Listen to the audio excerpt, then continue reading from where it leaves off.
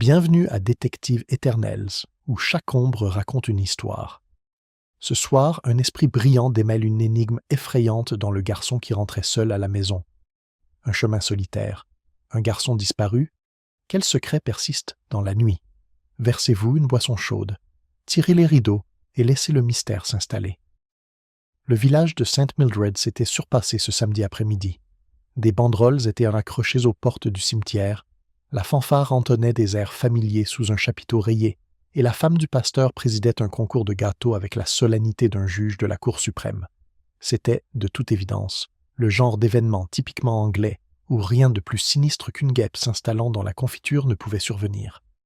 Miss Marple, assise à l'ombre d'un orme, observait tout cela avec un léger amusement. Ses aiguilles à tricoter claquaient doucement, mais ses yeux bleus pâles ne manquaient pas l'éclat de compétition dans les yeux de Madame Penrith, tandis qu'on pesait son biscuit Victoria, la posture lasse du jeune monsieur Curtis versant de la limonade aux enfants. La gêne pesante entre le docteur Linton et sa femme, signe de dispute récente. Pour un œil non averti, c'étaient des détails insignifiants, qui méritaient à peine qu'on s'y attarde. Pour Miss Marple, c'étaient des pièces du puzzle éternel de la nature humaine. C'est lors du tirage de la tombola, lorsqu'un garçon d'une douzaine d'années fut envoyé chercher le prix de sa tante absente, que le calme de la fête commença à s'effilocher. Le corps, brun, mince, avec un sérieux inhabituel pour son âge, se nomme Edward Hargreaves. Il accepta le paquet avec une révérence polie, puis s'éloigna seul, disparaissant dans l'étroit chemin qui longeait le terrain de cricket et montait vers les bois. Plusieurs villageois l'ont remarqué, mais aucun n'y a prêté attention sur le moment. Ce n'est que plus tard que l'étrangeté les a frappés et que le garçon n'est pas revenu. Le colis, emballé dans du papier Kraft et ficelé, a été retrouvé quelques heures plus tard au bord du chemin non ouvert. Au crépuscule, des rumeurs circulaient dans le village. Edward n'avait pas été revu depuis. Sa tante, une vieille fille plutôt nerveuse qui vivait dans la petite maison à l'orée de la verdure, affirmait ne jamais l'avoir envoyé chercher quoi que ce soit pour elle. D'ailleurs, elle n'avait même pas assisté à la fête. Miss Marple écoutait en silence les conversations inquiètes qui se propagent autour des tables et parmi les groupes de voisins. La disparition d'un enfant dans un endroit aussi paisible que St. Mildred était en soi perturbante. Pourtant, il y avait quelque chose dans la propreté méticuleuse du colis abandonné, dans le maintien du garçon, qui lui restait gravé dans la mémoire comme une épine. À la tombée de la nuit, les lanternes vacillaient le long des ruelles du village tandis que les équipes de recherche se mettaient en route, leur voix appelant le nom d'Edward dans l'obscurité grandissante.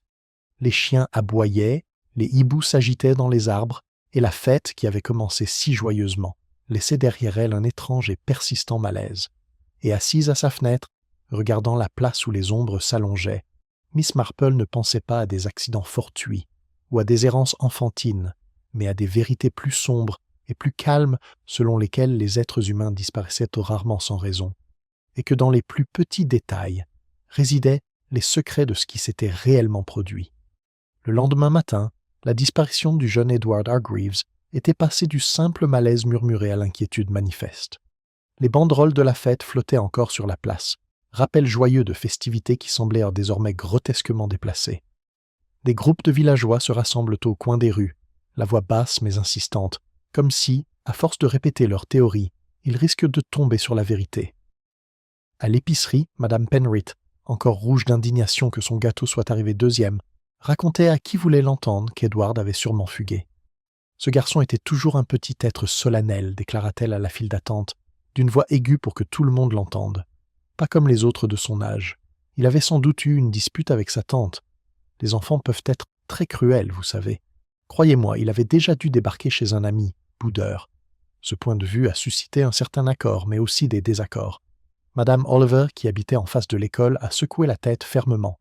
Fuguère? Pas ce garçon. Il était poli comme un cheveu sur la soupe. Je l'ai vu porter les colis de Mademoiselle Cartwright il y a à peine 2 semaines, sans même rouspéter. Il n'était pas du genre à s'enfuir sans raison. Elle s'est penchée et a baissé la voix d'un ton dramatique. Il a probablement été enlevé. Enlevé. Ces choses arrivent, même si nous n'aimons pas le croire. Ces spéculations suscitèrent quelques halètements, car si les villageois adoraient les mystères, ils les préféraient se confiner aux pages de leurs livres de bibliothèque. L'idée qu'un événement sinistre puisse se produire dans leur propre rue était presque insupportable, et pourtant, La parcelle abandonnée au bord de la route était la preuve sinistre qu'un événement inhabituel s'était produit.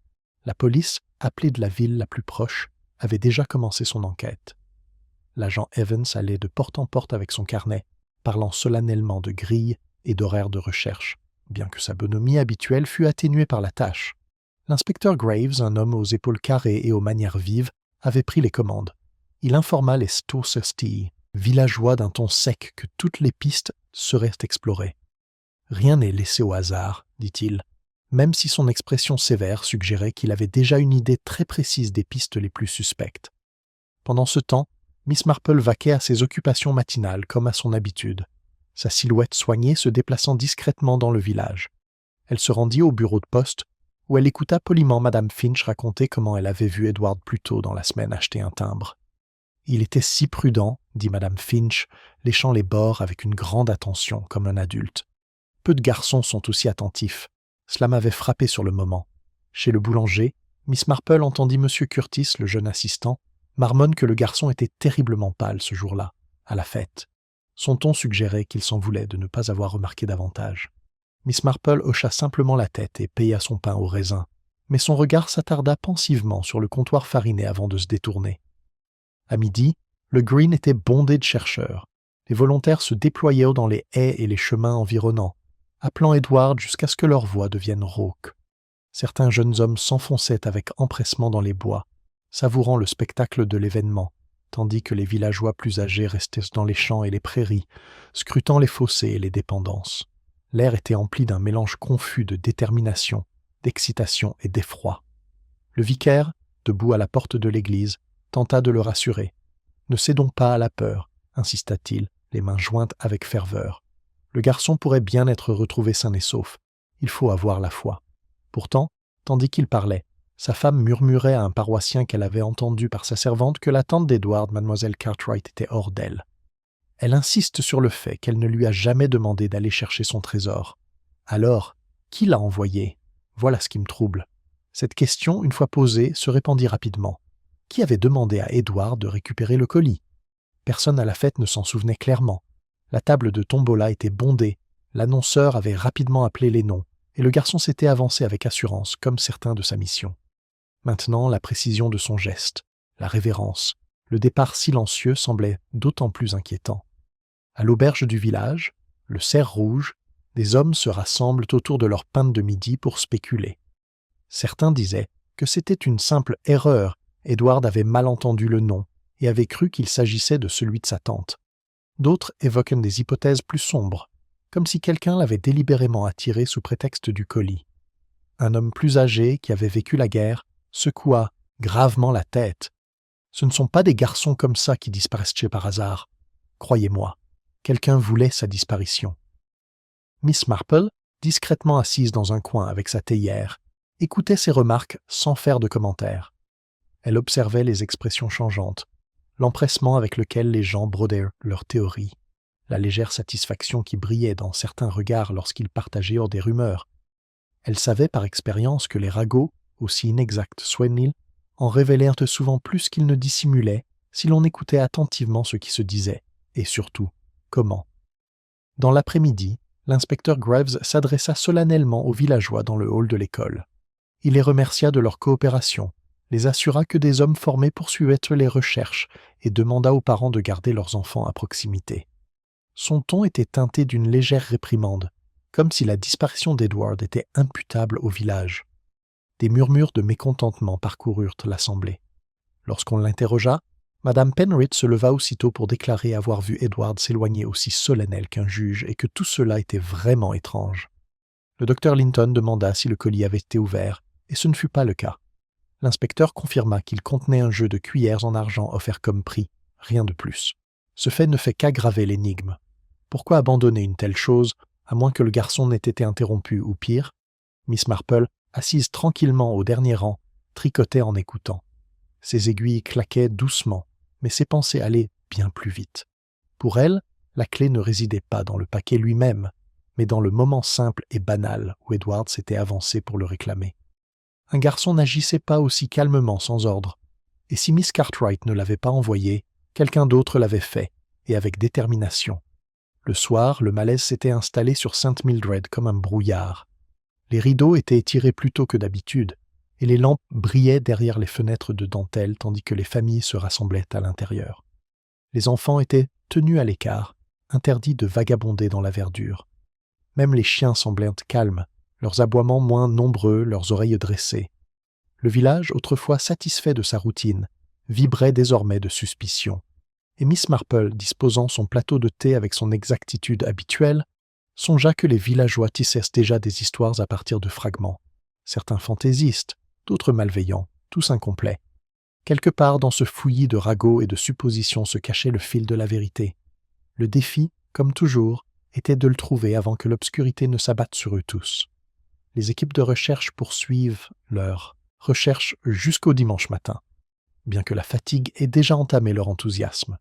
Les haies avaient été ratissées, les granges ouvertes, les étangs arrachés à l'aide de longues perches. Pourtant, aucun signe d'Edward Hargreaves. L'inspecteur Graves, d'apparence calme, devient de plus en plus irritable lorsque les villageois m'interpellent avec de nouvelles théories. Il croyait à la méthode, non à la spéculation. Et pourtant, il ne parvenait pas à calmer le flot de bavardage villageois qui s'opposait à toute tentative d'ordre. Au cottage de Mademoiselle Cartwright, l'inspecteur procéda à un interrogatoire formel.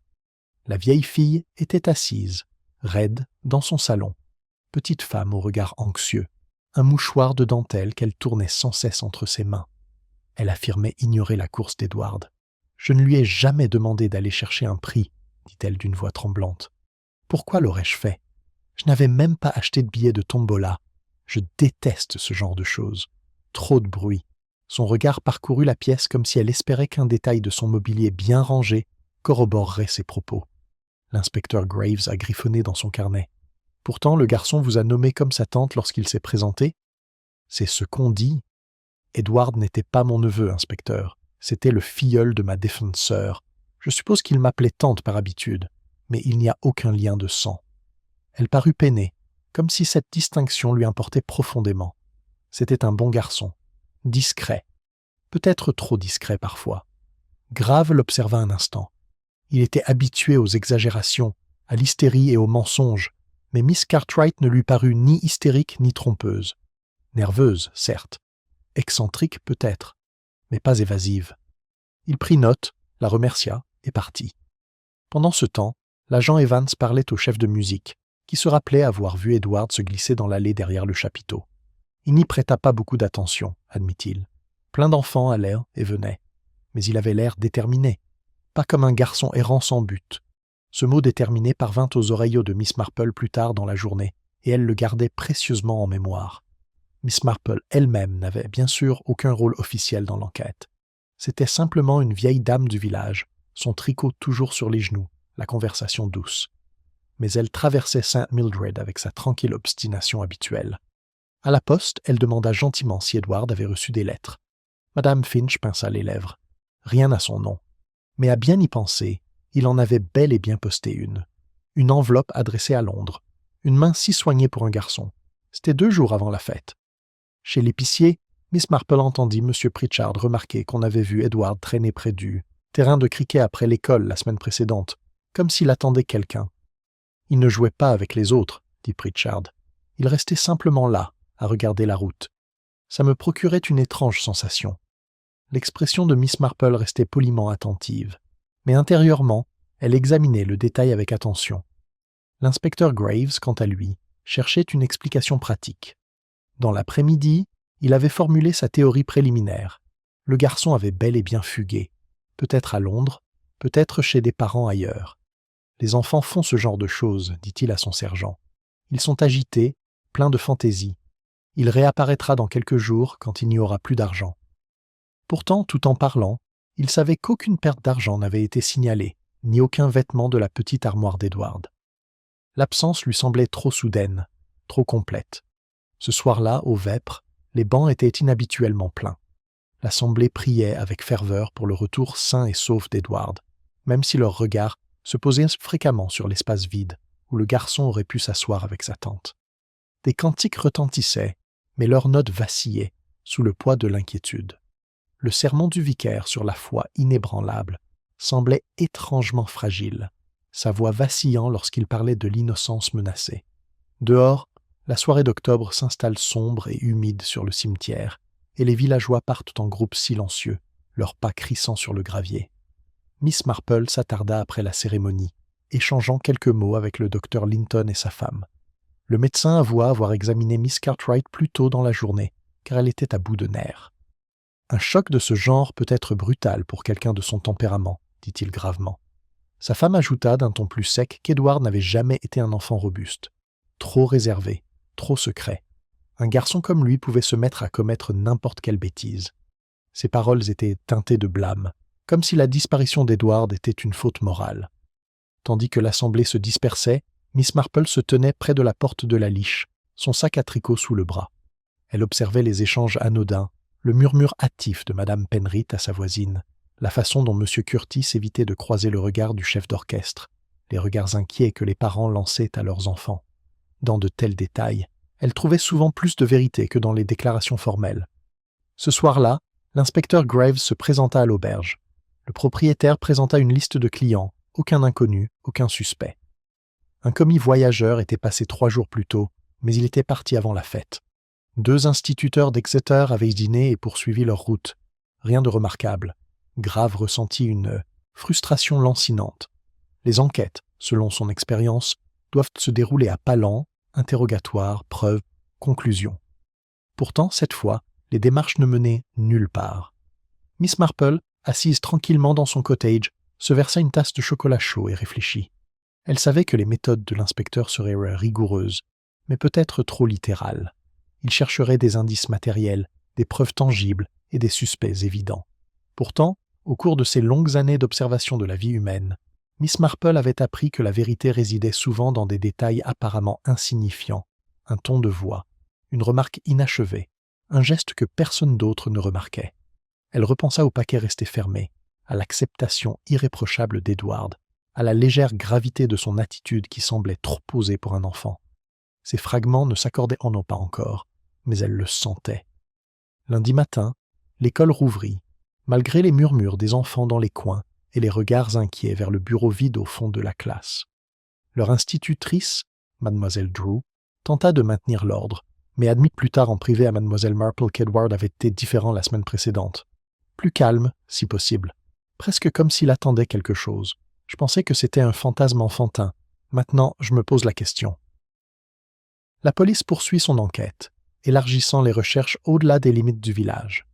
Des avis furent envoyés aux villes voisines, et une description d'Edward cheveux noirs, regard solennel, silhouette mince circula. Pourtant, aucun rapport ne parvint. Le garçon avait disparu aussi complètement que si la terre l'avait englouti. Le mardi, le malaise s'amplifia. Les villageois évitaient de marcher seuls après la tombée de la nuit. Les portes étaient verrouillées plus tôt. Les conversations s'interrompent brusquement à l'approche d'inconnus. Au cerf rouge, les hommes spéculaient avec plus d'audace sur les kidnappeurs, les gangs londoniens et les mystérieux inconnus. L'inspecteur Graves fronça les sourcils face à de telles conversations, mais Miss Marple savait qu'elle ne pourrait y être apaisée. La peur nourrissait les histoires, et les histoires, à leur tour, révélaient souvent ce que les faits cachaient. Pour Miss Marple, il ne s'agissait pas d'étrangers, ni de gangs. Forte de longues observations, elle était convaincue que les événements les plus extraordinaires avaient souvent des racines humaines très simples. La jalousie, la cupidité, la honte ou la vengeance. Quelque part, dans le cercle discret des connaissances d'Edward, se cachait la raison pour laquelle il était parti seul cet après-midi-là, un paquet à la main, et n'était jamais revenu. Elle se pencha de nouveau sur son tricot, le rythme régulier des aiguilles apaisant ses pensées. La vérité, sentait-elle, était à portée de main, pourvu qu'on regarde dans la bonne direction. En milieu de semaine, l'inspecteur Graves sentit la pression monter. Les recherches durent depuis des jours sans résultat, et les rumeurs dans le village commençaient à se transformer en suspicion. Si aucune avancée n'était réalisée rapidement, l'affaire passerait d'une disparition malheureuse à un scandale, ce que Graves ne pouvait tolérer. Chaque affaire nécessitait un point focal, un suspect, contre lequel les soupçons pouvaient se concentrer, ne serait-ce que pour apaiser les spéculations incessantes de la foule. Et dans ce cas, les premiers d'office commençaient à se diriger vers Mademoiselle Cartwright elle-même. Il n'était pas difficile de comprendre pourquoi. Le garçon avait donné son nom. Il était parti comme s'il était venu faire une course. Et pourtant, elle le nia. Les dénégations, Graves le savait, cachèrent souvent plus qu'elle ne révélait. « Elle ment », murmura-t-il à son sergent en quittant son cottage mardi soir. Pas peut-être parce que le garçon était son neveu, mais parce qu'il y avait quelque chose. On ne nie pas ses liens, à moins d'avoir quelque chose à cacher. Le lendemain matin, les conversations au cerf rouge s'étaient envenimées. Madame Penrith, avec un plaisir évident, raconta comment elle avait vu mademoiselle Cartwright réprimander Edward dans le chemin pour son indolence. Elle était très acerbe avec lui, insista-t-elle devant l'assemblée. Je me souviens avoir pensé que ce n'est pas une façon de parler à un enfant. Croyez-moi, il y a plus dans cette maison qu'il n'y paraît. De telles déclarations étaient accueillies par des hochements de tête et des murmures, car les villageois trouvèrent depuis longtemps mademoiselle Cartwright étrange, solitaire, exigeante et sujette à de soudaines colères lorsque sa routine était perturbée. Le docteur Linton, consulté par l'inspecteur, admit que sa patiente était effectivement nerveuse. « Elle s'agite excessivement, dit-il en polissant ses lunettes. Mais je ne peux pas dire qu'elle soit dérangée. Excentrique, oui. Dangereuse, je ne pense pas. Pourtant, une telle tension pourrait déstabiliser n'importe qui, avec une provocation appropriée. » Ces propos, bien que prudents, ajoutèrent de l'huile sur le feu. Miss Marple, qui avait entendu la conversation en achetant de la laine chez le drapier, réfléchissait en silence. Elle connaissait Miss Cartwright depuis de nombreuses années, une femme maladroite, certes, aux manières raides et à la langue acérée, mais pas cruelle, pensa Miss Marple. Il y avait quelque chose de trop rigide en elle, trop lié par l'habitude, pour commettre un acte imprudent. Pourtant, le regard de l'inspecteur s'était fixé sur elle, et les rumeurs des villageois commençaient déjà à se transformer en certitude. Ce soir-là, l'inspecteur Graves convoqua une nouvelle réunion dans la salle de l'école. Il s'adressa aux villageois avec gravité, les assurant que des progrès étaient en cours. Les questions fusent. Edward a-t-il été aperçu au-delà du village? Non. Le colis a-t-il révélé un indice caché? Aucun. Finalement, quelqu'un demanda directement si mademoiselle Cartwright était suspectée. L'inspecteur hésita, puis répondit prudemment. Toutes les pistes sont étudiées. Naturellement, nous devons enquêter de manière approfondie sur les personnes liées au garçon. L'effet fut immédiat. Des murmures parcoururent par la foule. Plusieurs têtes se tournèrent vers mademoiselle Cartwright, assise raide au deuxième rang, les mains crispées sur ses genoux. Son visage était pâle, ses yeux perçants d'une indignation nerveuse. Elle se leva brusquement, la voix tremblante. « Je ne veux pas être accusée, » s'écria-t-elle. « J'aimais ce garçon comme s'il était le mien. Prétendre le contraire est malhonnête. Je n'y suis pour rien. » Elle s'interrompit, le souffle court, et quitta la salle avant que quiconque ne puisse la retenir. Les villageois la regardèrent soit partir avec des expressions mitigées, pitié pour certains, suspicion pour d'autres. Graves croisa les bras, troublé. Une femme innocente aurait pu tenir bon, pensa-t-il. La fuite suggérait la peur. Il résolut de l'interroger à nouveau le lendemain matin. Miss Marple, cependant, tricotait tranquillement, ses aiguilles s'agitant à un rythme régulier. Elle avait observé l'emportement de Miss Cartwright d'un œil attentif, mais n'en avait tiré aucune conclusion hâtive. À ses yeux, la panique de la femme n'était pas due à la culpabilité, mais à une peur d'être observée depuis longtemps. Il y avait, pensa-t-elle, quelque chose de défensif dans cet accès de colère, comme si Miss Cartwright craignait davantage d'être incomprise que d'être découverte. Plus tard dans la soirée, Miss Marple rentre chez elle par les ruelles obscures. Elle s'arrêta près du terrain de cricket, où la brume automnale planait. L'endroit où Edward avait été vu pour la dernière fois était calme maintenant, mais le silence semblait l'envahir. Elle se souvint de la remarque de M. Pritchard selon laquelle le garçon s'était attardé ici, attendant quelqu'un. Ce n'était pas Miss Cartwright qui l'attendait, elle en était certaine. Le garçon était sérieux, déterminé. Il avait un but qui n'avait pas encore été révélé. Le lendemain apporta de nouveaux développements. L'agent Evans rapporta qu'Edward avait été vu en conversation avec M. Curtis, le jeune employé du boulanger, la veille de la fête. Un écolier les avait entendus parler près de la ruelle, sans toutefois pouvoir comprendre leurs paroles. L'inspecteur Graves s'en saisit aussitôt. Curtis était âgé d'une vingtaine d'années, célibataire, considéré comme respectable mais réservé. Pour l'inspecteur, sa réticence suggérait une dissimulation. Convoqué à la gare, Curtis rougit sous l'interrogatoire. « Je lui ai parlé, oui, admit-il. Il m'a posé une question sur les trains. Sur Londres. Je lui ai dit que je ne savais pas grand-chose. C'est tout. Grave l'a insisté, avait organisé une rencontre avec le garçon, l'avait attiré. Curtis se mit sur la défensive, les mains crispées. « Non, monsieur, je le jure, je n'ai rien fait de mal. » À sa sortie, Curtis traversa le village, la tête baissée, suivi du regard méfiant des voisins. Dans la boutique, Madame Oliver murmura qu'elle l'avait toujours trouvé trop discret, trop vigilant. Ne jamais faire confiance aux silencieux, confiante d'un ton sombre. Dans l'après-midi, la moitié du village crut Curtis coupable d'avoir entraîné Edward vers un destin funeste. Miss Marple, observant tout, resta pensive. Elle se souvenait de la douceur de Curtis, de sa courtoisie habituelle. Un homme comme lui pouvait garder des secrets, mais pas forcément dangereux. Elle conserva néanmoins les détails de la question d'Edward sur les trains. Les enfants ne posaient pas ce genre de questions sans réfléchir. Elle se demandait ce qui avait suscité son intérêt et pourquoi il avait choisi Curtis en particulier. À mesure que la semaine avançait, la tension montait à St. Mildred.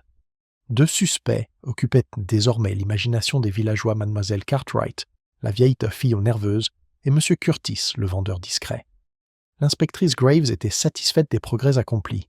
Pourtant, Miss Marple, assise près de son feu avec son tricot, se sentait mal à l'aise. Les pièces du puzzle ne s'alignaient pas. Cartwright et Curtis étaient tous deux des cibles faciles pour les soupçons. La nature humaine, d'après son expérience, exprimait rarement ses vérités aussi ouvertement. Elle sirota son thé et réfléchit. Un indice subsistait, oublié dans l'effervescence des théories. Tant qu'il ne serait pas découvert, pensa-t-elle, la vérité resterait obscure et le sort d'Edward, quel qu'il soit, resterait irrésolu. Les rumeurs concernant Mademoiselle Cartwright et M. Curtis continuaient de se propager à St. Mildred comme un courant d'air glacial sous une porte. Partout où 2 ou 3 villageois se rassemblent, à la poste, chez l'épicier, ou même le long des haies où les recherches s'éternisent encore, leur nom était murmuré avec une conviction solennelle. L'inspecteur Graves encourage indirectement ces conversations, car cela réduit son champ d'attention. Pourtant, Mademoiselle Marple, qui écoutait plus qu'elle ne parlait, avait de plus en plus le sentiment que les 2 suspects avaient été trop facilement mis en lumière. D'autres recoins étaient encore plongés dans l'ombre. Jeudi matin, elle se rend à pied au pré où plusieurs villageois se sont rassemblés pour discuter des dernières recherches. L'agent Evans avait signalé qu'une casquette d'enfant, retrouvée près d'un fossé, n'appartient pas à Edward, mais à un autre garçon.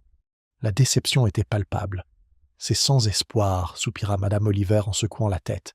S'il n'est pas encore réapparu, il ne reviendra jamais. » Ces mots étaient empreints d'une lourde résignation. Miss Marple, cependant, prêta peu d'attention au bouchon. Son regard perçant s'était fixé sur quelque chose de tout autre le paquet lui-même, que l'inspecteur Graves avait rapporté une fois de plus pour le montrer aux villageois, peut-être dans l'espoir qu'un détail oublié raviverait un souvenir. Il était posé sur la table, un simple paquet de papier Kraft, ficelé, le ticket de tombola toujours soigneusement épinglé.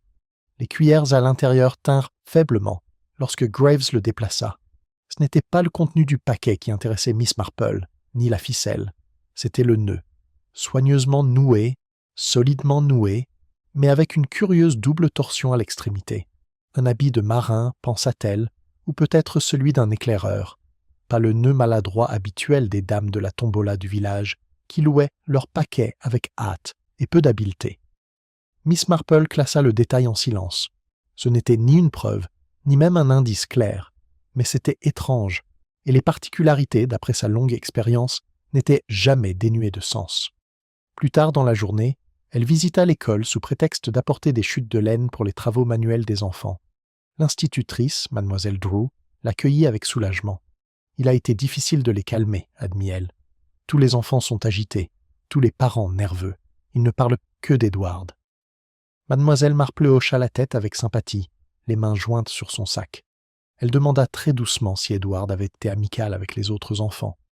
Mademoiselle Drew hésita, puis dit « On ne l'aimait pas, mais il était solitaire. Certains garçons le taquinaient. Il supportait cela discrètement, presque trop discrètement. Et là, elle baissa la voix. Il avait des secrets. Il écrivait parfois dans un petit carnet qu'il refermait rapidement si quelqu'un s'approchait. Je ne me suis jamais indisposé, bien sûr, mais cela m'a semblé inhabituel. » En quittant l'école, Miss Marple s'arrêta près du portail. Des secrets. Un garçon qui posait des questions sur les trains, qui attendait près du terrain de cricket, qui écrivait dans un carnet. Un garçon, peut-être, qui se préparait à quelque chose. Il était possible qu'Edward n'ait pas été attiré, mais qu'il soit parti de son plein gré, non sans encouragement. La question était de savoir qui lui avait donné ces encouragements. Ce soir-là, au Red Hart, l'inspecteur Graves annonça avec une certaine satisfaction que M. Curtis serait à nouveau interrogé. Trop de coïncidences, déclaration fermement. Le garçon l'interroge sur les trains, on le voit lui parler dans le chemin, puis disparaît. C'est indéniable. Les villageois hochèrent la tête avec empressement, soulagés d'avoir une raison d'être pour leurs craintes. Miss Marple, sirotant son thé dans un coin, écoutait sans interruption. Mais son esprit revint au nœud de la ficelle. Curtis était aide-boulanger, pas marin. Ses mains étaient habiles, certes, mais pas encore d'âge. Elle soupçonnait que quelqu'un d'autre avait fait ce nœud. Vendredi, Miss Marple rend visite à Madame Finch à la poste. Elle lui demanda, avec une apparente désinvolture, si elle avait remarqué l'écriture d'Edward lorsqu'il avait posté cette lettre à Londres. Madame Finch fronça les sourcils. « Maintenant que vous le dites, oui. Elle était très soignée, presque trop soignée. Une écriture de garçon, mais réfléchie. Et l'adresse était quelque part à Clerkenwell, je crois. Étrange, n'est-ce pas? Qu'est-ce qu'il pouvait bien y faire ?» Miss Marple murmura son accord, même si ses pensées s'agitaient rapidement. Clerkenwell. Pas une adresse de vacances, pas un nom de famille familier au village, tout autre chose. En quittant le bureau de poste, elle faillit percuter le jeune Bill Pritchard qui lança « S'il vous plaît, madame, pensez-vous qu'ils le retrouveront ?» Ses yeux écarquillés expriment de l'anxiété, sa casquette à la main. Miss Marple posa doucement la main sur son épaule et lui dit gentiment qu'il ne fallait jamais perdre espoir. Mais tandis qu'il s'éloignait en courant, elle remarqua les nœuds sur la ficelle nouée autour de ses cahiers. Le même double tour, net et précis, qu'elle avait vu sur le colis. Elle s'arrêta net, l'esprit s'emballant. Les garçons apprenaient ces nœuds chez les scouts, se souvient-elle. Billy Pritchard était scout. Plusieurs autres au village l'étaient aussi. Lequel d'entre eux avait noué le colis de la tombola? Et pourquoi? Ce soir-là, Miss Marple était assise près de son feu et réfléchissait profondément à la question. Si Edward avait posté une lettre pour Londres, s'était renseigné sur les trains et avait été vu en train d'attendre comme s'il attendait quelqu'un, cela suggérait une intention. Il n'avait pas simplement disparu, il s'était préparé. Mais quoi? 12 ans. Le garçon s'était-il préparé avec tant de soin, à moins d'être persuadé par une influence plus ancienne? Et pourquoi abandonner le colis, intact, à moins que son esprit ne soit résolument fixé sur quelque chose de plus important? Le nœud, la lettre, les questions étaient des fils conducteurs, pas encore suffisants pour former une image, mais suffisants pour suggérer l'existence de l'image. Pendant ce temps, l'inspecteur Graves plaidait sa cause contre Curtis avec une assurance croissante. Il se rendit chez le boulanger ce samedi matin, interrogea le commis avec sévérité et le mit en garde contre les conséquences. Curtis bégaya, pâlit et faillit laisser tomber un plateau de petits pains. Pour l'inspecteur, c'était la preuve de sa culpabilité. Pour Miss Marple, qui observait discrètement de l'autre côté de la rue, ce n'était que la preuve d'une nervosité sous la pression. Elle avait déjà vu de telles réactions chez des personnes parfaitement innocentes mais accablées par l'accusation. Cela lui rappela l'explosion de Miss Cartwright dans le hall. La peur, et non la culpabilité, s'exprimait sous de multiples formes. Le week-end venu, Sainte Mildred était plongée dans une attente angoissante. Les rumeurs allèrent bon train, certains disaient qu'Édouard avait été subtilisé à Londres, d'autres qu'il avait été caché dans les bois par un fou. Interdiction aux enfants de s'aventurer, porte verrouillée tôt, volet tiré. La fête, autrefois mémorable pour ses rires et sa musique, était désormais évoquée avec effroi, comme si l'air même de ce jour-là avait été empoisonné. Et Miss Marple, dans son salon silencieux, rassembla ses aiguilles à tricoter et réfléchit. L'inspecteur avait ses suspects, les villageois leurs ragots, mais elle détenait quelque chose de plus fragile et de plus révélateur, un indice si infime que la plupart l'avaient négligé, un nœud trop soigneusement noué, trop délibérément, un indice qui murmurait une machination, une main invisible guidant les pas d'Édouard. Tant que cette main ne serait pas révélée, la vérité resterait cachée, mais pas pour très longtemps, pensait-elle. Le dimanche, l'atmosphère à Sainte Mildred était empreinte de suspicion. Ce qui avait commencé comme un chagrin et une inquiétude communs s'était transformé en une accusation plus grave. Il semblait que chaque villageois avait sa théorie, et la plupart d'entre elles exigeaient un coupable. L'inspecteur Graves continuait de surveiller Curtis et Mademoiselle Cartwright, mais Mademoiselle Marple sentait que la vérité était plus complexe. Les êtres humains, elle le savait, ne présentèrent que rarement une seule couche de reliquats, sous lesquels se cachaient des griefs, et sous ceux-ci, des motivations plus sombres encore. Cet après-midi-là, elle rend visite au Linton. Le docteur Linton l'accueillit avec une courtoisie professionnelle, mais sa femme ne semblait pas ravie.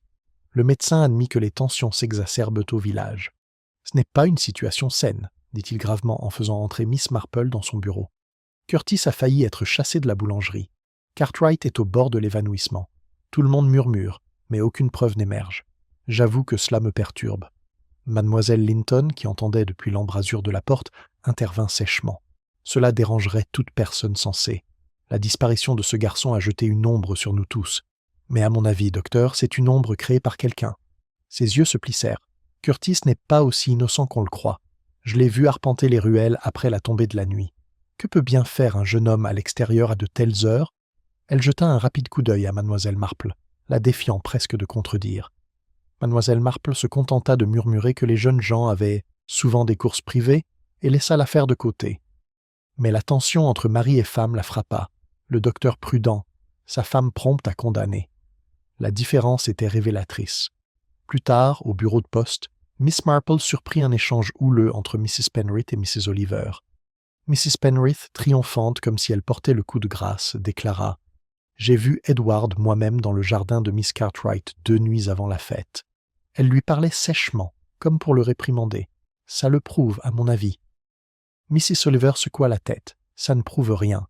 Je vous le dis, cette femme est excentrique, mais pas méchante.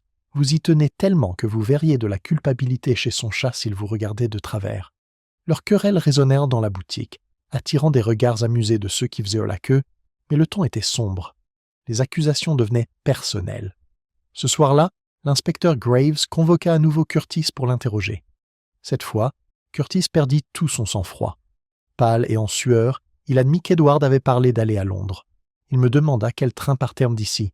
Il dit qu'il avait des affaires là-bas. Je lui ai répondu que les enfants n'avaient rien à faire à Londres. Il se mit en colère. Il dit que je ne comprenais pas. Curtis se tordit les mains. Je jure que je n'y suis pour rien. Mais il semblait déterminé. Graves insista, lui demandant si Curtis lui avait donné de l'argent ou l'avait aidé à planifier. Curtis nia avec véhémence. Pourtant, son agitation, répétée à voix basse dans le village, devint une preuve de culpabilité. Miss Marple, cependant, s'attarda sur les paroles de Curtis. Un garçon parlant affaires à Londres était vraiment étrange. Les garçons de 12 ans pensaient aux friandises, aux jeux et aux devoirs, pas aux affaires. À moins, bien sûr, qu'on lui ait fait croire qu'il était investi d'un devoir ou d'un but secret. Cela suggérait quelqu'un de plus âgé, de persuasif. Mais qui, au village, avait une telle influence sur lui? Ses pensées revinrent au nœud. Les scouts se nouent, et Edward entretient des relations amicales avec plusieurs membres de la troupe. Elle s'enquit discrètement et apprit qu'Edward avait récemment cessé d'assister aux réunions. Le chef scout remarqua, il était distrait, plus sérieux que les autres, comme si quelque chose pesait. Je pensais que sa tante le tenait peut-être à l'écart, mais il insista sur le fait que c'était son choix. L'esprit de Miss Marple continuait doucement. Un garçon qui se détournait de ses occupations habituelles était un garçon qui cherchait ailleurs de la compagnie ou des conseils. Lundi, une nouvelle révélation secoua le village. Madame Finch, fouillant dans une pile de papier non récupérée au bureau de poste, découvrit un morceau de papier froissé de la main d'Edward. Ce n'était pas une lettre, mais un mot adressé à lui-même comme un rappel. Dessus étaient griffonnés les mots « Clerkenwell, Saturday, colis ». L'encre était pâle, hâtive, mais lisible. L'inspecteur Graves en tira une confirmation. Il préparait son départ. Curtis l'aida probablement. Le colis était un signal. Pour lui, l'affaire se précisait. Mais pour mademoiselle Marple, c'était l'inverse qui s'agrandit. Ce soir-là, les villageois se rassemblèrent devant l'église pour une veillée. Les bougies vacillaient dans le crépuscule, leurs lueurs vacillant sous le vent frais. Le vicaire dirigeait les prières, la voix tremblante d'émotion. Certains prient sincèrement, d'autres chuchotent à leurs voisins, les flammes projetant d'étranges ombres sur leurs visages. Miss Marple les observait silencieusement. Madame Penrith serrait sa bougie avec une ferveur vertueuse. Curtis se tenait à l'écart, la tête baissée. Miss Cartwright pleurait silencieusement dans son mouchoir. Elle remarqua aussi que l'épouse du docteur Linton observait la scène d'un œil attentif, les lèvres pincées, comme pour jauger la réaction de chacun. Après la veillée, tandis que les villageois se dispersaient, Miss Marple entendit 2 ouvriers agricoles marmonner au sujet d'une dispute entre Edward et un autre garçon sur le terrain de cricket, une semaine plus tôt. L'un d'eux avait parlé de secrets. Edward lui avait dit qu'il savait des choses qu'il ignorait. Ça m'a donné un frisson, en effet. Miss Marple rentre chez elle avec ce détail en tête. Encore des secrets. Edward savait, ou croyait savoir, quelque chose qui lui donnait un sens de mission. Entre les mains d'un enfant, une telle connaissance était dangereuse. Elle pouvait le pousser à agir bien au-delà de son âge, et elle pouvait provoquer les autres, si cette connaissance touchait à une honte cachée. Le lendemain matin, Miss Marple reçoit une visite inattendue, Madame Clinton en personne. La femme du docteur entra d'un pas vif, l'air déterminé. « Je sais que vous voyez plus que la plupart des Miss Marple, dit-elle sans préambule. Je veux vous dire quelque chose. Un jour, Edward avait apporté un mot chez moi, l'avait glissé sous la porte. Je ne sais pas pourquoi. Mon mari l'avait lu et brûlé aussitôt. Il m'avait dit que c'était absurde, un gribouillage enfantin. Mais elle était pâle, Miss Marple, tout pâle. Il n'en a plus jamais parlé. Et lorsque j'ai insisté, il m'a interdit d'en parler. » Elle se pencha plus près. Pourquoi ferait-il ça, à moins que le garçon ne sache quelque chose sur lui? Quelque chose qu'il aurait préféré cacher? Miss Marple offrit le thé d'un air doux, mais ses pensées s'aiguisèrent. Un mot brûlé, un médecin pâle, un garçon qui parlait affaires à Londres. Le filet des secrets s'étendait. Les villageois avaient beau fixer leur regard sur Curtis ou Miss Cartwright. Miss Marple soupçonnait que la vérité se trouvait ailleurs, dans les recoins tranquilles de vie soigneusement gardés. Le véritable danger, pensait-elle, ne résidait pas dans les ragots des villageois, mais dans ce dont ils ne parlaient pas du tout. Tandis que Madame Linton partait, Mademoiselle Marple retourna s'asseoir près de la fenêtre. Elle reprit son tricot et laissa les aiguilles cliqueter sans relâche. Oui, le tableau devenait plus clair, mais pas encore complet.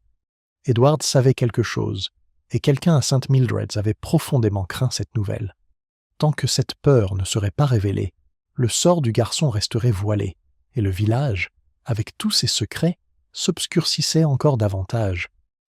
Au milieu de la semaine, St. Mildred était épuisée par l'attente. Les recherches pour retrouver Edward durent depuis 2 semaines, et bien qu'aucune trace de lui n'ait été retrouvée, la peur des villageois s'était muée en un ressentiment plus profond. C'était comme si la disparition du garçon avait cessé d'être une tragédie, pour devenir une accusation pesant sur chaque maison. Chacun attendait le moment où les soupçons se tourneraient vers lui. Puis, jeudi matin, le coup de théâtre est arrivé. Un ouvrier agricole, marchant péniblement le long du chemin bordé de haies au-delà du terrain de cricket, tomba sur un cartable à moitié enfoui sous les feuilles mortes. C'était le cartable d'Edward, immédiatement reconnu grâce aux initiales soigneusement ancrées à l'intérieur du rabat. À l'intérieur se trouvaient ses cahiers, un crayon à papier à moitié usé et, plus frappant encore, un petit carnet rempli de l'écriture compacte et posée d'Edward. L'ouvrier le porta directement à l'inspecteur Graves, qui convoqua sans tarder une réunion dans la salle des fêtes. La découverte enflamma le village. On entendit Madame Penrith proclamer que cela prouvait qu'Edward avait été attiré puis abandonné, tandis que Madame Oliver rétorqua que le garçon avait dû le laisser tomber lui-même. Lorsque l'inspecteur exhiba le carnet, les villageois se penchèrent avec empressement.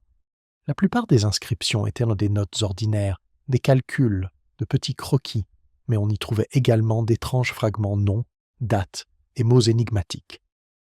Clerkenwell apparut plus d'une fois, tout comme les initiales DL et MC, répétées avec une insistance inhabituelle. DL, annonça l'inspecteur Graves, pourrait bien être le docteur Linton, et MC, bien sûr, est Mademoiselle Cartwright. Le garçon les fixait. Des murmures se répandirent rapidement dans le couloir. Le docteur devint rouge écarlate, tandis que sa femme serrait les lèvres. Mademoiselle Cartwright, pâle et tremblante, marmonna quelque chose d'audible et serra son mouchoir comme pour l'ancrer au sol.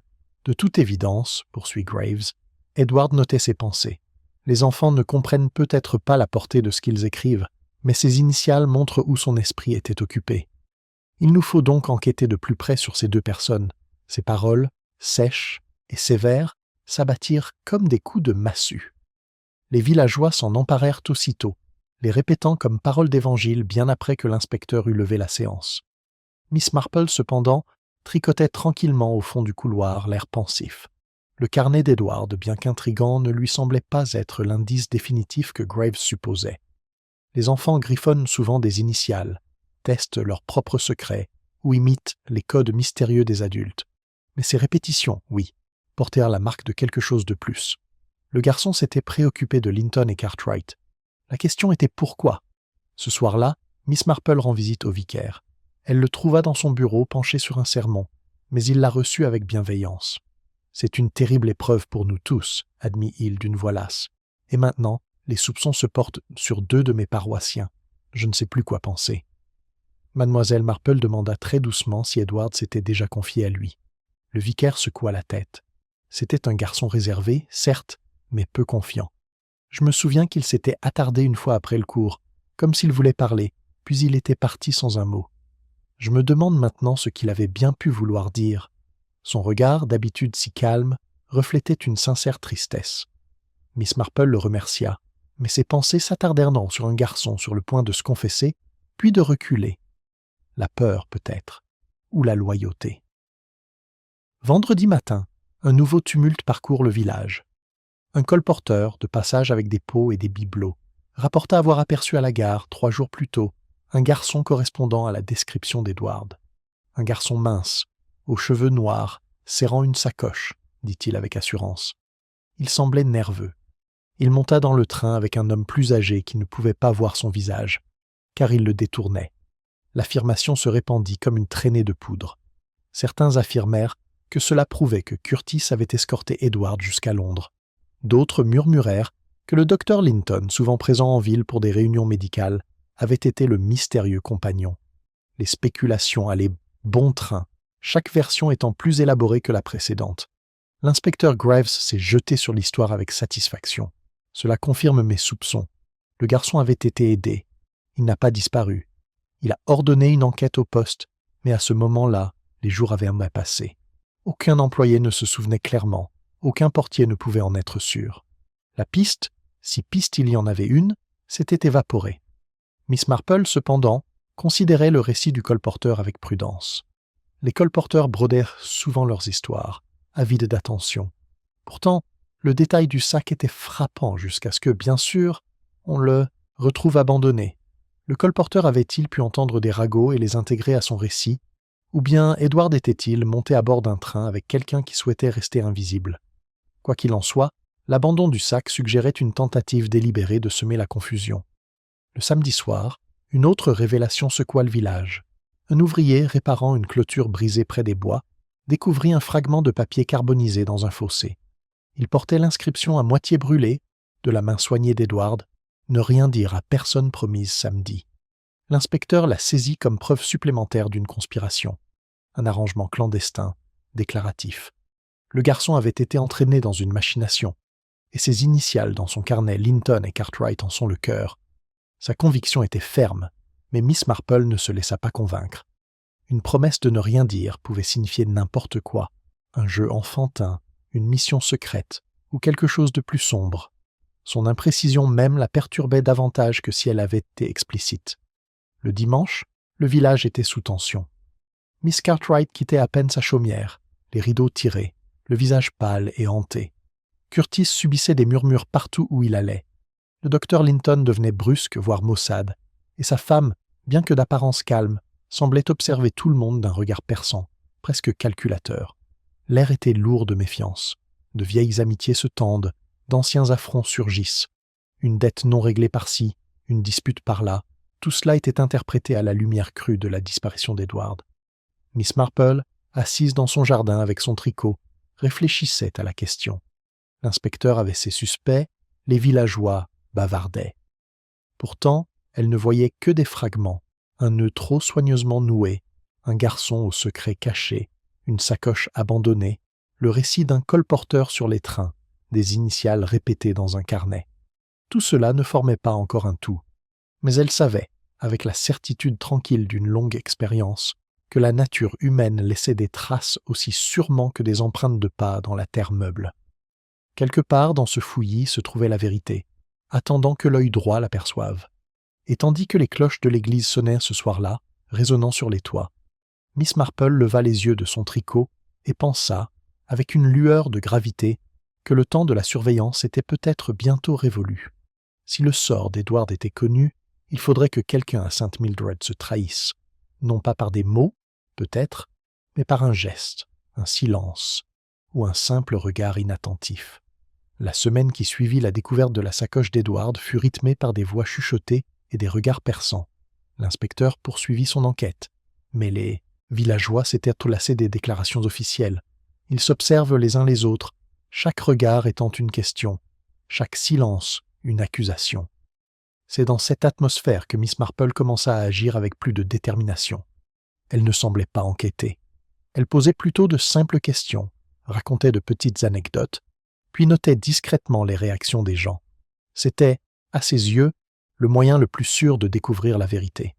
Sa première visite fut chez Mademoiselle Cartwright. La femme était pâle, les mains tremblantes tandis qu'elle versait le thé, malgré ses tentatives de bravade. « C'est intolérable, dit-elle sèchement, d'être traitée comme une criminelle. L'inspecteur appelle, les voisins chuchotent. Je ne peux pas m'engager dans l'allée sans sentir les regards braqués sur moi. » Elle s'essuya les lèvres avec son mouchoir. « Si Edward était ici, pourquoi dois-je supporter cela seule ?» Miss Marple, d'une voix douce, répondit « On imagine souvent le pire quand on ne comprend rien. C'est la nature de la peur. Mais vous connaissiez Edward mieux que quiconque. S'est-il confié à vous ?» Miss Cartwright hésita, puis secoua la tête. C'était un enfant secret. Il gardait ses secrets. Pourtant, tandis qu'elle parlait, son regard se déplaça avec inquiétude, comme si elle se souvenait de quelque chose qu'elle n'osait pas partager. Miss Marple le remarqua et laissa le silence s'éterniser juste assez longtemps pour que son hôtesse s'inquiète. Sa visite suivante fut chez M. Curtis, chez le boulanger. Il était pâle, les traits tirés, le regard fuyant à chaque fois qu'un client entrait. Mademoiselle Marple s'enquit de la santé de sa mère, puis parla d'Edward, évoquant nonchalamment l'histoire du garçon monté dans un train, raconté par le colporteur. Curtis laissa tomber un plateau de petits pains à cette évocation, les mains tremblantes. « C'est un mensonge, » murmura-t-il. « Je ne l'ai jamais vu à la gare. Je ne lui ai parlé des trains qu'une fois, une seule fois. Il posait des questions, je répondais. C'est tout. » Il regarda Mademoiselle Marple d'un air presque suppliant, comme pour la supplier de le croire. Mademoiselle Marple sourit gentiment, mais intérieurement, elle se dit que sa peur n'était pas celle de la culpabilité, mais celle d'être accusée injustement. Peur des soupçons, non d'être découvert. Le lendemain soir, Miss Marple s'installa chez Madame Oliver dans son salon douillet. Autour d'un thé et d'un gâteau aux graines, elle mentionna le nom du docteur Linton en passant. Madame Oliver, qui se targuait de savoir ce que chacun faisait, se pencha en avant avec empressement. « Il y a quelque chose là-dedans, vous voyez bien. » Sa femme l'observe avec une telle admiration. Je l'ai vu le suivre du regard lorsqu'il sort, comme si elle doutait de chacun de ses pas. Et le docteur lui-même, si pâle ces derniers temps. Il garde les choses secrètes, celles-là. Miss Marple hocha la tête pensivement. Elle s'attendait à de telles remarques. Les ragots pouvaient être cruels, mais ils tournaient souvent autour de vérités, aussi déformées soient-elles. Le lendemain matin, Miss Marple croisa Madame Clinton en personne dans le chemin. La femme l'arrêta brusquement. « Vous avez parlé à des gens, Miss Marple. Je dois vous avertir de faire attention à ce que vous répétez. Cette histoire pourrait ruiner des vies. » Miss Marple répondit doucement. « La vérité, ma chère, finit toujours par éclater, quoi qu'on fasse. Mieux vaut la faire avec douceur que par la violence. » À ces mots, Madame Linton rougit et serra les lèvres. « Vous ne comprenez pas, dit-elle. Il y a des choses qu'il vaut mieux laisser de côté. » Elle s'éloigna précipitamment, ses paroles trahissant plus qu'elle ne le pensait. Miss Marple la regarda s'éloigner, la remarque résonnant dans sa tête. Cet après-midi-là, Miss Marple invita l'inspecteur Graves à prendre le thé. Il arriva, figé par la suspicion, visiblement mal à l'aise d'être convoqué par une vieille fille du village. Pourtant, Miss Marple le salua chaleureusement, l'installa près du feu et servit le thé. Elle parla d'abord de broutilles, des jardins, du temps, jusqu'à ce que l'inspecteur s'impatiente. « J'espère que vous ne m'avez pas fait venir pour des broutilles, » dit-il d'un ton sévère. « J'ai des affaires sérieuses à régler. » Miss Marple sourit, ses aiguilles claquant. « Oh, pas de broutilles, l'inspecteur. Que des observations. On voit beaucoup de choses en vivant tranquillement. Par exemple, la façon dont les gens réagissent différemment lorsqu'on parle de eux. Certains s'indignent, d'autres tremblent, et d'autres encore s'arrêtent, le regardant par-dessus ses lunettes, et s'irritent lorsque leur nom n'est pas mentionné. » L'inspecteur cligna des yeux, fronçant les sourcils. « Que voulez-vous dire ?» Elle secoua doucement la tête. « Seulement que les gens se révèlent, inspecteur, dans les plus petites choses. Il suffit d'observer. » Miss Marple commença donc son test. Au cours des 2 jours suivants, elle laissa des allusions soigneusement choisies, formulées avec innocence, dans les conversations des villageois. À la poste, elle fait remarquer qu'Edward devait être au courant des affaires du docteur Linton. Madame Finch le répéta, et quelques heures plus tard, la femme du docteur, furieuse, interpella son voisin. Chez le boulanger, Miss Marple mentionna que Miss Cartwright semblait certaine qu'Edward avait été dans son jardin. Le soir, Miss Cartwright avait verrouillé ses portes et tiré ses rideaux, submergée par l'agitation. À l'auberge, Miss Marple murmura que Curtis avait nié avec trop de véhémence. Le propriétaire répéta, et Curtis faillit fondre en larmes durant son innocence à haute voix. Chaque réaction était notée, mais une, plus que tout, retint l'attention de Miss Marple. Le dimanche matin, elle était assise tranquillement sur le banc derrière les Linton. Ah, l'église. Le sermon abordait la vérité et les péchés cachés. Le docteur Linton regardait droit devant lui, pâle mais serein. Sa femme, cependant, s'agitait, son regard allant et venant. Lorsque le cantique Lead Kindly Light commença, sa voix s'éleva, s'interrompit sur les notes, et elle hésita, se tut. Les aiguilles de Miss Marple s'immobilisèrent sur ses genoux. De tous les villageois, Madame Linton était la seule à réagir, comme si ses mots étaient des accusations. Ce soir-là, Miss Marple était assise dans son salon, la lueur du feu vacillant sur son visage serein. Elle en avait assez vu. Le garçon avait su quelque chose de dangereux, quelque chose lié non pas au ragot, mais à la vérité. Quelqu'un craignait son savoir et craignait d'être démasqué. Les initiales sur le carnet, la lettre brûlée, l'insistance sur le silence, tous ces fils allaient dans la même direction. Pourtant, le schéma était incomplet. Il fallait déclencher le piège, mais délicatement, de peur que la mauvaise personne ne souffre. Elle plia soigneusement son tricot et se servit une tasse de thé, l'esprit déjà occupé à élaborer l'épreuve finale. Car Miss Marple savait que les coupables avaient rarement la force. Ils se révélaient, avec le temps, lorsque les mots justes ou le silence approprié les touchaient. Il lui suffisait d'un instant, d'un petit coup de pouce au bon endroit, et la vérité si soigneusement cachée finirait par éclater. Le village s'éveilla lundi sous un ciel gris et lourd. L'air semblait chargé d'attente, comme si les arbres bordant les chemins attendaient une réponse longtemps différée. Les murmures s'étaient étouffés, la suspicion s'était muée en silence. Chacun savait qu'une solution arriverait bientôt, mais personne n'osait deviner sa forme. Ce soir-là, Miss Marple demanda la présence de plusieurs villageois au presbytère, sous couvert d'une réunion tranquille pour le thé.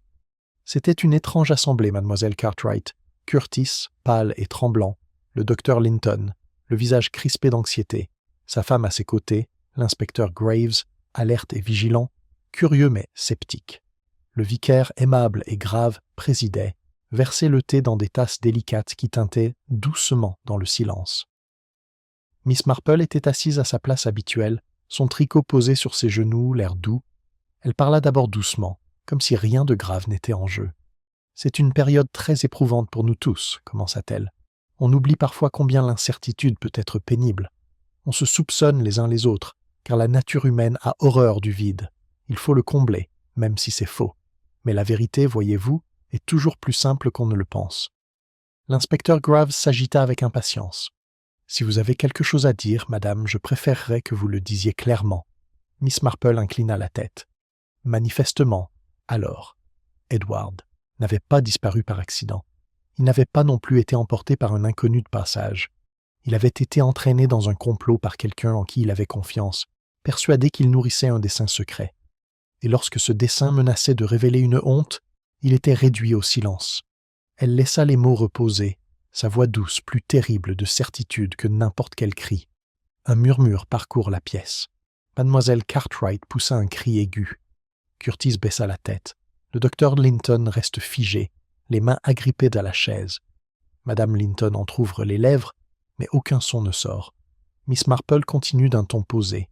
Il y avait des détails, facilement oubliés. Le paquet, par exemple.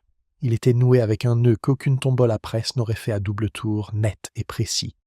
Pas le nœud maladroit de Curtis, ni le nœud hâtif de Miss Cartwright. Un nœud de scout, ou un nœud enseigné dans une maison où une telle précision était exigée. Et puis il y avait la lettre d'Edward pour Londres, postée quelques jours auparavant, adressée à Clerkenwell. C'était un jeune homme, pas un homme d'affaires. Pourtant il écrivait comme s'il avait une mission, un devoir. Quelqu'un l'avait convaincu qu'il faisait partie de quelque chose de plus vaste. Elle marque une pause, et jette un coup d'œil à l'inspecteur. Le carnet du garçon portait les initiales d'L et MC. On aurait pu croire à des accusations. Mais en réalité, je crois que Edward retranscrit ce qu'il avait entendu. Il était tombé sur une dispute, peut-être un échange de colère, et il l'avait noté. Son sérieux, son secret, ne provenaient pas de la culpabilité, mais du savoir dangereux qu'il pensait détenir. Curtis leva les yeux écarquillés. « Alors, je n'y suis pour rien, vraiment. » Miss Marple lui adressa un sourire bienveillant. « Toi, ma chère, tu as eu le malheur d'être gentille avec lui. Tu as répondu honnêtement à ses questions, et il les a répétées à d'autres. C'était suffisant pour éveiller tes soupçons, mais pas pour te condamner. » Miss Cartwright se mit à sangloter doucement, murmurant « Je lui ai dit d'arrêter de fouiller, mais je ne lui ai jamais fait de mal. Je le jure. » Miss Marple hocha doucement la tête. « Oui, vous l'aimez, avec votre sévérité. Vous avez peur pour lui, peut-être, mais pas pour vous-même. » Le silence s'épaissit. Tous les regards se tournèrent vers les Linton. Le visage du docteur Linton était blême, mais il ne dit rien. Ce fut sa femme qui bougea, la main agrippée au bord de sa chaise, jusqu'à en blanchir les jointures. « On ne peut rien prouver, dit-elle enfin d'une voix ténue, cassante. « Il n'y a rien à prouver. » Le regard de Miss Marple se posa sur elle avec fermeté. « Mais il y en a un, Madame Linton. Edward vous a remis un mot de votre propre aveu. Votre mari l'a brûlé. Pourquoi ? Parce que le garçon avait entendu quelque chose qu'il n'aurait pas dû entendre. Quelque chose concernant votre famille. Une querelle, peut-être, ou un arrangement financier qu'il valait mieux garder secret. Edward était trop jeune pour comprendre, mais il en savait assez pour penser avoir découvert un grand secret. Il croyait devoir se rendre à Londres, à Clerkenwell, pour rencontrer quelqu'un ou livrer quelque chose. C'était de cette affaire dont il parlait. La respiration de Madame Linton s'accéléra. Absurdité. Fantaisie enfantine. Pourtant, sa voix tremblait. Le ton de Miss Marple reste doux, mais ses paroles sont cinglantes. Le soir de la fête, vous l'avez rencontré près du terrain de cricket. Il avait récupéré le colis, croyant qu'il faisait partie de sa mission secrète. Mais vous savez qu'il ne devait pas aller plus loin. Il menaçait la réputation de votre mari, votre prestige. Vous l'avez donc persuadé de s'engager dans le chemin, et là, vous l'avez réduit au silence. La sacoche abandonnée, le colis abandonné, la lettre brûlée. Tout cela était destiné à semer la confusion. Mais la peur, Madame Linton, laisse des traces. Vous avez été trop prompte à condamner Curtis, trop acerbe pour ignorer le visage pâle de votre mari, trop criarde à l'église quand la vérité était dite. Ce ne sont pas les signes d'une femme innocente.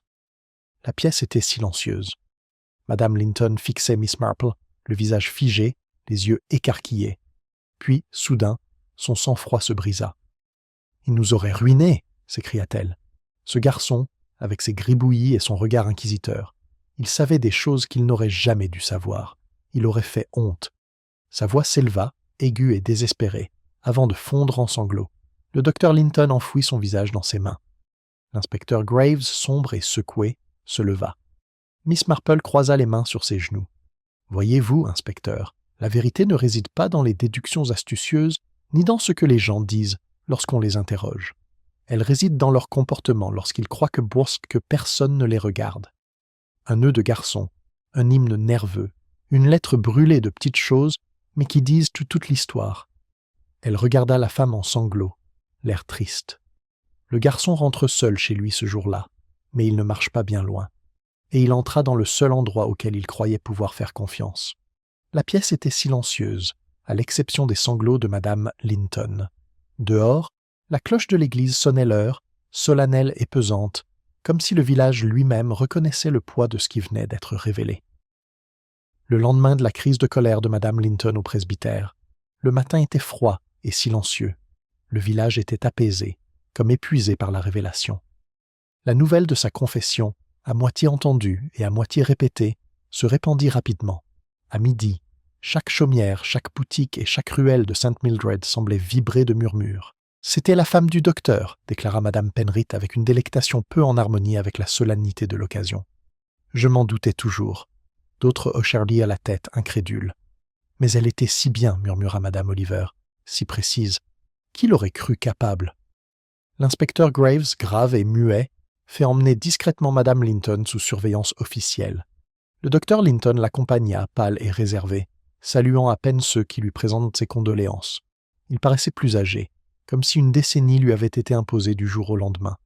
Les villageois les regardèrent partir en silence, partagés entre la pitié et une satisfaction morose. Car à St. Mildred, la révélation d'un secret était à la fois tragique et divertissant. Miss Cartwright, bien que lavée de tout soupçon, restait fragile. Elle évitait la place, marchant d'un pas rapide, les yeux baissés. « Il me regardait penser comme si j'étais un monstre », dit-elle à Miss Marple d'une voix tremblante. « Même si je suis innocente, ils n'oublieront jamais le soupçon. C'est le pire. » Miss Marple lui tapota doucement la main. « On finit par oublier, ma chère. C'est toujours le cas. Mais ne laissez pas ce souvenir vous agiter.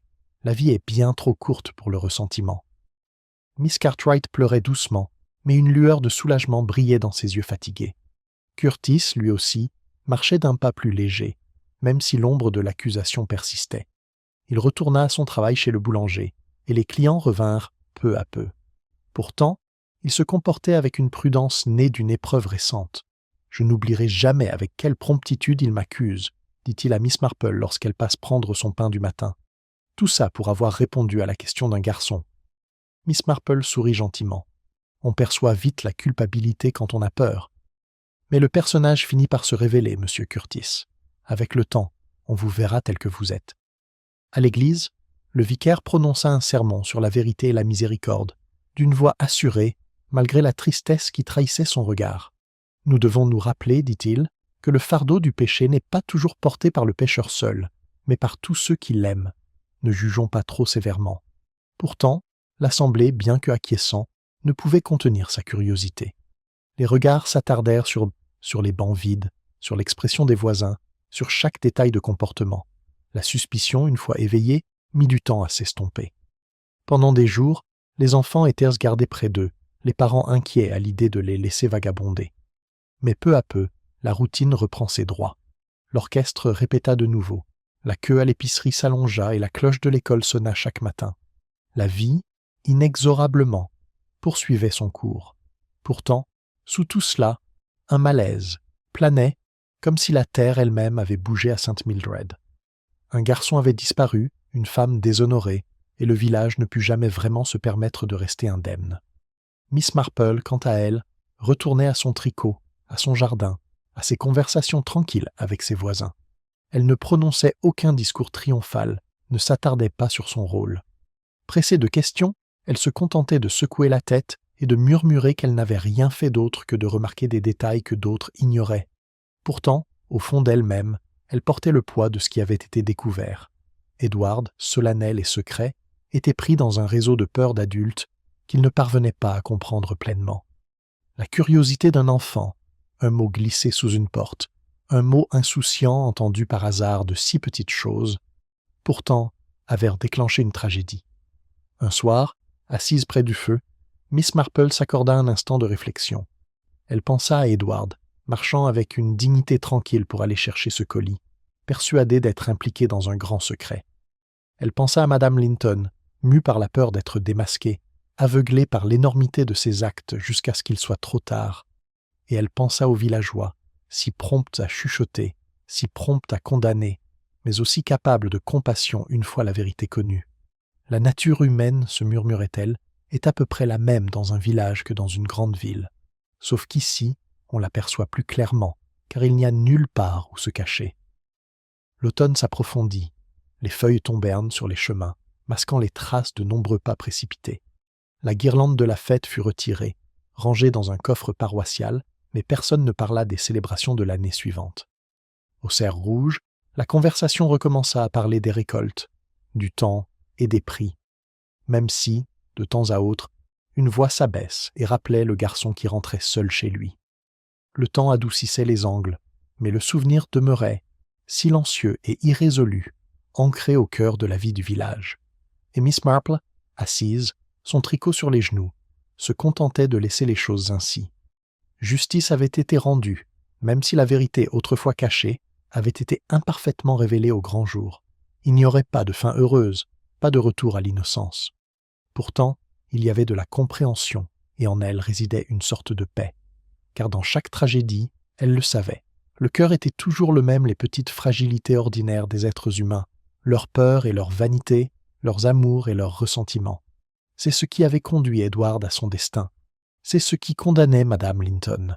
Et c'est ce qui, inévitablement, se réveillerait un jour dans un autre coin tranquille du monde. Miss Marple posa son tricot, joignit les mains et contempla le feu. Dehors, les cloches sonnaient doucement, marquant le passage d'un autre jour. Le village, pour l'instant, était calme. Mais dans ce calme, comme toujours, des ombres persistent.